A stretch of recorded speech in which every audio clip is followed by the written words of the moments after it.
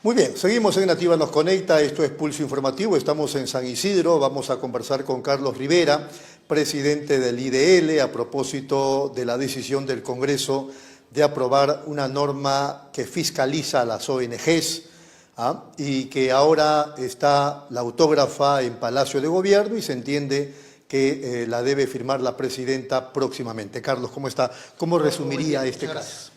Mira, en realidad estábamos esperando una mala ley desde mediados del año pasado, ¿no? Cuando se aprobó un dictamen en la Comisión de Relaciones Exteriores.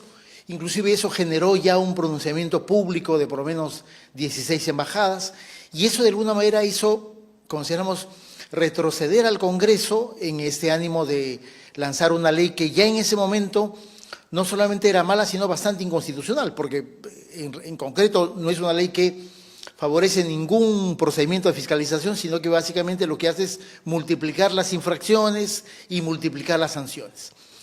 Pero el miércoles pasado ocurrió un hecho singular, que si bien es cierto, se retira algunos términos que ya habían sido cuestionados, como por ejemplo esto de que se pretendía sancionar a las ONGs que supuestamente hacen activismo político, lo cual era una violación del derecho a la participación pública que reconoce la Constitución.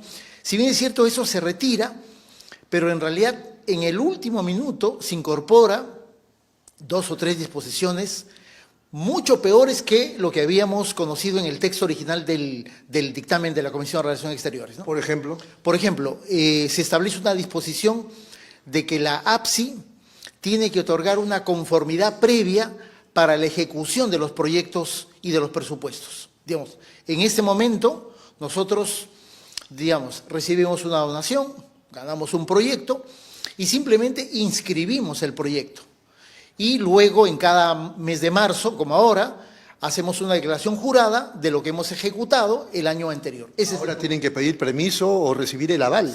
Sí, tenemos que pedir una autorización, y si es que ejecutamos sin autorización de la APSI, en realidad hemos cometido una infracción muy grave y por lo tanto pasible de una sanción económica.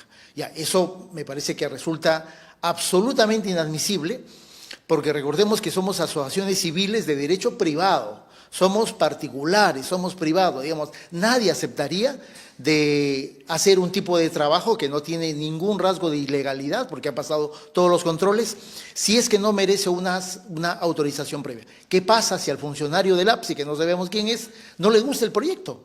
¿O qué pasa en los casos de las organizaciones no gubernamentales que básicamente hacen periodismo o prensa independiente? Resulta un asunto sumamente complicado, ¿no? Ahí va una cosa abiertamente inconstitucional. Y el otro tema, y lamentablemente hay otras, ¿no? El otro tema sobre el cual también significó casi una suerte de venganza contra las ONGs de derechos humanos, incorporar una disposición que no existía ni siquiera en el proyecto, que es sancionar con una prohibición el litigio de casos a nivel administrativo, a nivel judicial, nacional o internacional contra el Estado. Consecuencia de ese tema es que en los casos del conflicto armado, los casos de las protestas, los casos de periodistas que están siendo acosados, los casos de los dirigentes indígenas asesinados o dirigentes campesinos o dirigentes de comunidades nativas e indígenas, en realidad simplemente se quedan sin defensa. Porque no solamente se establece un nivel de prohibición, que no se puede, utilizar recursos de la cooperación internacional para este tipo de litigio, sino que de hacerlo se incurre una falta muy grave y por lo tanto también pasible de una sanción económica. ¿El IDL tendría que cerrar? No solamente el IDL, APRODE, COMISET, la coordinadora, en realidad es obvio. No quieren fiscalizar a las ONGs, quieren cerrarlas. Sí, obviamente. El objetivo ya de la norma anterior, antes de estas incorporaciones, sin duda era tener un instrumento administrativo lo suficientemente represivo para generar en la medida de lo posible no solamente problemas administrativos, sino la liquidación o la disolución de las personas jurídicas. ¿Ok? Ya con esto, en realidad, es perturbar y prohibir en términos concretos uno de los principales trabajos que hacen las organizaciones de defensa de los derechos humanos, que es justamente litigar acciones administrativas o judiciales contra el Estado. Y en este tema, Rodolfo, hay una circunstancia en realidad inédita, ¿no es cierto? En los últimos meses el Congreso ha determinado, uno, que le va a pagar la defensa a los líderes o dirigentes principales de los partidos políticos. Haga lo que haga. Segundo, el Estado le está pagando la defensa a los abogados de los perpetradores de violaciones a derechos humanos. La semana pasada se ha conocido que al coronel Tenorio, uno de los principales implicados en el crimen de Inti y Braya, le paga la defensa el Ministerio del Interior. Y a contracorriente decide prohibir la defensa de las organizaciones de derechos humanos en ese mismo tipo de casos. O sea, es una cosa no solamente irracional, sino abiertamente inconstitucional también, ¿no? A propósito de eso, ¿por qué el Estado se niega a pagarle la defensa a Pedro Castillo? ¿O es que Castillo ha renunciado a que le pague el Estado su defensa? Mira, no tengo conocimiento, pero existe un decreto supremo que establece la posibilidad de que las entidades como unidades ejecutoras de la que han dependido un servidor o un alto funcionario público le pague la defensa si es que hace una solicitud formal debidamente fundamentada. No tengo conocimiento si Castillo ha hecho ese procedimiento, pero desde mi punto de vista le correspondería. Y, regresando al tema, entonces el trasfondo es, digamos, manejar las ONGs y si es posible cerrar. Sí, porque además también una nueva incorporación es de que establece o multiplica las infracciones. En este momento, la ley del APSI establece unas 6 o 5 sanciones, ¿ok? Bueno, ahora hay cerca de 25, pero además se rompe con un criterio elemental del principio de legalidad porque se establece, inclusive de nivel administrativo, si tú incurres en una infracción, tienes que saber cuál es la sanción que te aplica. Acá en realidad se rompe ese principio porque se establece en una columna cuáles son las infracciones que se han multiplicado y en otra columna muy distante se establece cuáles son las sanciones, que va desde una amonestación, una multa de hasta 500 unidades impositivas tributarias, estamos hablando de 2,5 millones de soles, ¿no es cierto? La suspensión temporal del registro de los cooperantes internacionales y la suspensión definitiva. Ya, con lo cual, obviamente, tienes un ámbito de sanciones que básicamente busca liquidar a la asociación civil. Pero además, no sabemos con exactitud qué sanción le corresponde a qué infracción, lo cual es un dato gravísimo porque ahí estamos a expensas de la más absoluta discrecionalidad de los funcionarios del APSI. Y eso me parece que no es lo que corresponde a un Estado de Derecho, ¿no? Como una espada de Damocles para las ONG. Sin duda, porque además el APSI deja de ser como un organismo desconcentrado y ahora pasa a ser directamente un organismo del Ministerio de Relaciones Exteriores.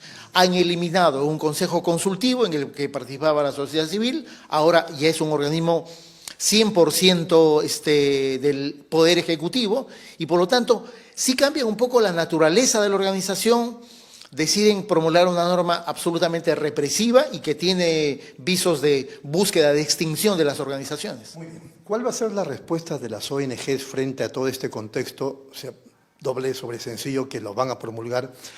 ¿Y cuál es la respuesta en concreto del IDL frente a esto? Mira, a ver, primero la denuncia pública, que me parece que es fundamental para que se dé cuenta de la dimensión del despropósito que se está generando, ¿no? En segundo lugar, obviamente, ya con otras organizaciones, la Coordinadora de Derechos Humanos, la Asociación Nacional de Centros, hemos definido una estrategia legal, inclusive contra el anterior proyecto, que era, yo diría, menos malo que de acciones de amparo, con la finalidad de denunciar a nivel judicial la existencia de graves disposiciones que contienen abiertamente normas inconstitucionales. ¿El Poder Judicial podría suspender la ley? Sí, sin duda alguna. De hecho, las acciones de amparo buscan que en las demandas específicas de las personas jurídicas que decidimos accionar judicialmente se tenga ese resultado.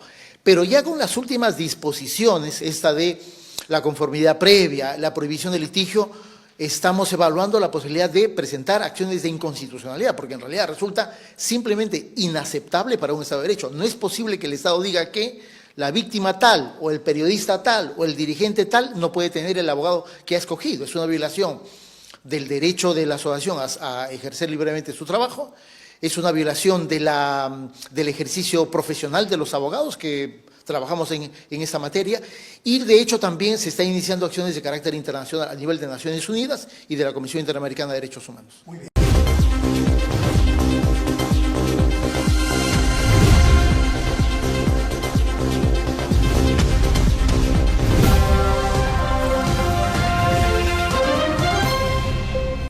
La Derrama Magisterial te aconseja: mantén siempre una buena cultura de pago. Cancelando a tiempo tu crédito obtendrás un récord de pagos impecable. Todas las entidades bancarias saben qué tan responsable eres con tus pagos de servicios como luz, agua, teléfono, tus tarjetas de crédito, préstamos y más. No te retrases en tus pagos, así evitarás pasar a la central de riesgos y afectar tu historial crediticio, pagar penalidades, que los intereses de tu deuda se incrementen. No te endeudes por montos superiores al 50% de tus ingresos mensuales.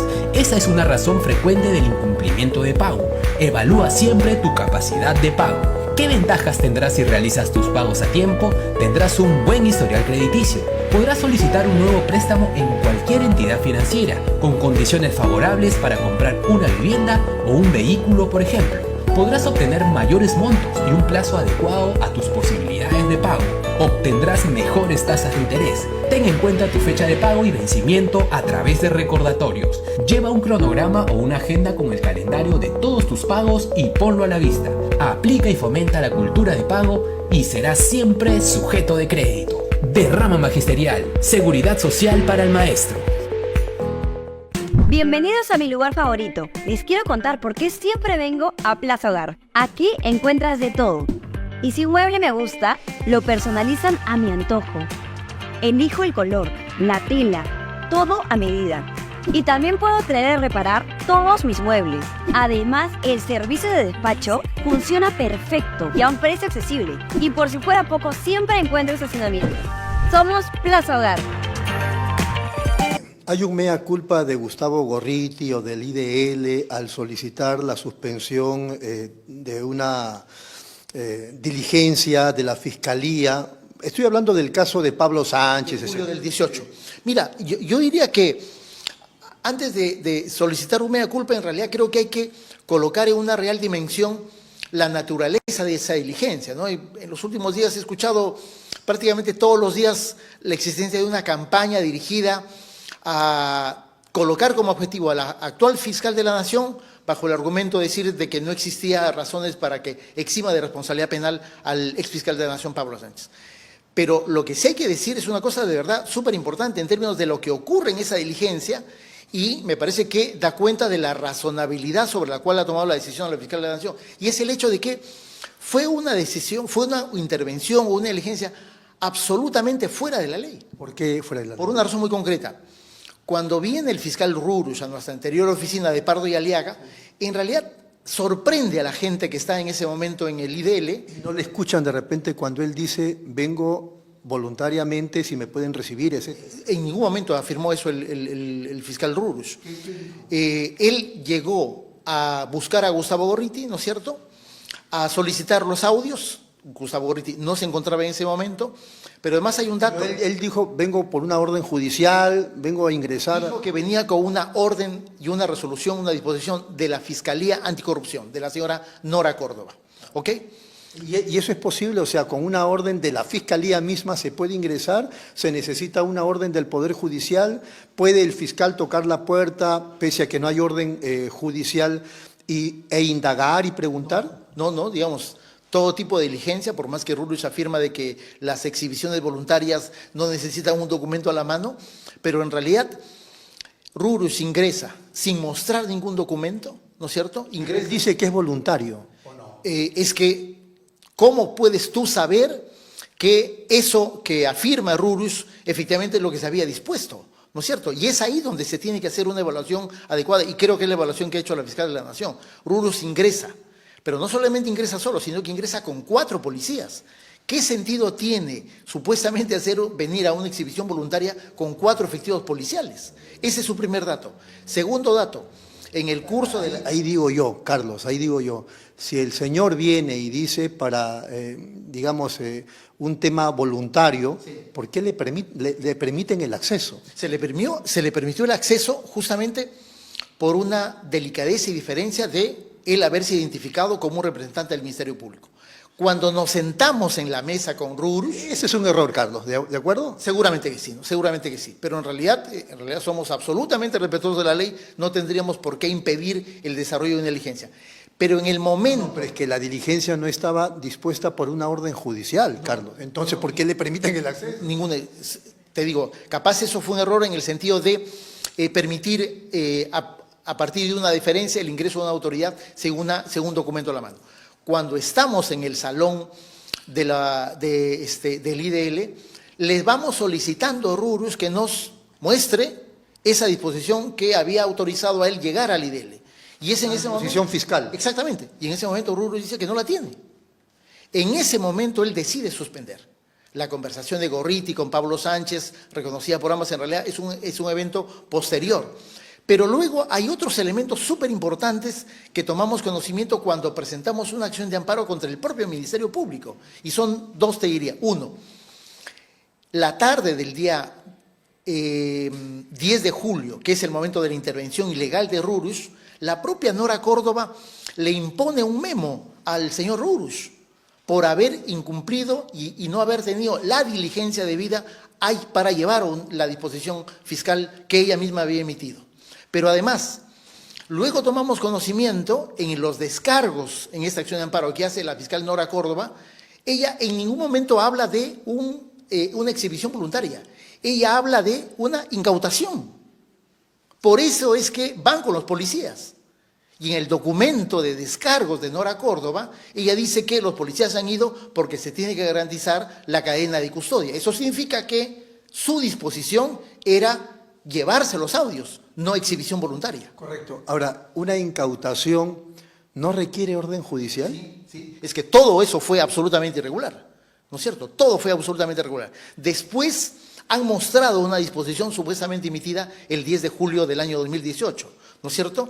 Y en esa disposición, Nora Córdoba firma una orden y dice que el fiscal tiene que irse a recabar información. Eso no es una exhibición. Recabar es, oye, voy a traer documentos. No hay duda que al IDL se le escaparon las tortugas. Mira, probablemente sí, pero justamente después de todas estas circunstancias y después de todos esos documentos... Eso se hubiera evitado, Carlos. Todo eso probablemente se hubiese evitado, pero sí concluimos que fue una diligencia absolutamente fuera de la ley, ¿no?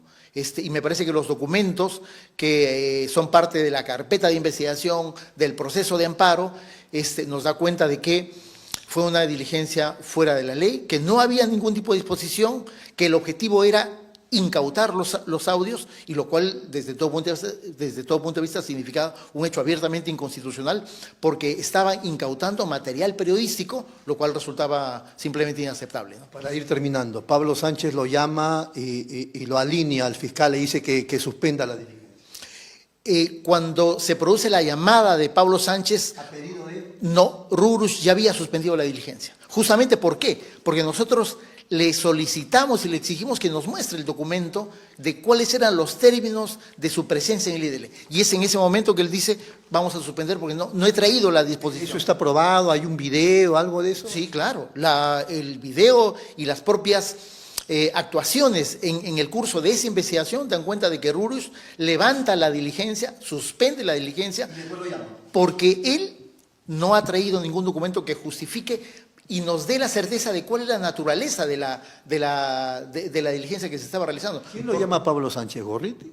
Gustavo Gorriti. Ahí estando ahí presente.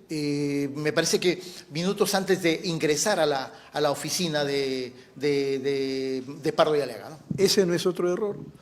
Mira, probablemente, ¿no? Probablemente, pero creo que hay una actuación en defensa de derechos constitucionales ante un acontecimiento abiertamente fuera de la ley, ¿no? Nosotros nos quedamos con ese dato en realidad, ¿no? De que ya habíamos constatado que la presencia de Rurus estaba fuera de la ley, de que no tenía ninguna disposición y de que resultaba las circunstancias del hecho, es decir, un fiscal con 4 policías no habían venido a que les muestre documentos, habían venido a llevarse material periodístico sin ningún tipo de autorización, porque en esas circunstancias sí era absolutamente exigible la existencia de un documento como una resolución judicial, que Rurus no tenía, y tampoco tenía la propia disposición que Nora Córdoba había emitido supuestamente en esa misma fecha. El tema se está investigando a nivel de la Fiscalía, ¿verdad o no?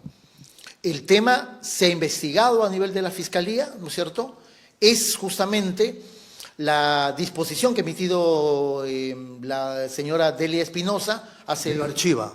Que dispone no formalizar una investigación no denunciar constitucionalmente al fiscal Pablo Sánchez por ser un fiscal supremo.